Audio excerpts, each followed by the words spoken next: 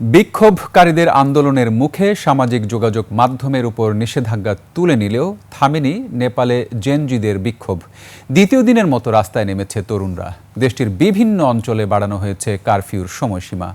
বিস্তারিত জানাচ্ছেন নাইম আহমেদ। নায়াসিনামাইড ও স্যালিসাইলিক সমৃদ্ধ লিলি ফেস ওয়াশ যা ফেসের ডেড স্কিন সেল দূর করে দেয় দ্বিগুণ ফাস্টার ব্রাইটেনিং। সামাজিক যোগাযোগ মাধ্যম বন্ধ করে দেয়া ও দুর্নীতির অভিযোগে আন্দোলন শুরু হয় নেপালে। পরে আন্দোলন তীব্র হলে রাস্তা অবরোধ ও সংসদে হামলার পর বিক্ষোভকারীদের উপর চড়াও হয় আইনশৃঙ্খলা বাহিনী। বিক্ষোভ দমন করতে পুলিশ টিয়ার গ্যাস, জলকামান ও রাবার বুলেট ব্যবহার করে।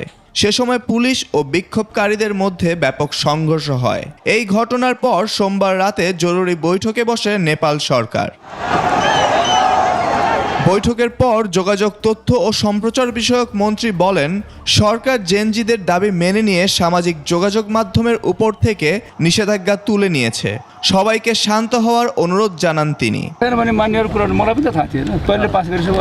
এদিকে সরকারি দমননীতি ও রক্তক্ষয়ী ঘটনার প্রতিবাদে মঙ্গলবার সকাল থেকে কালিঙ্কি, ছাপাগাঁও সহ বিভিন্ন এলাকায় বিক্ষোভ শুরু হয়।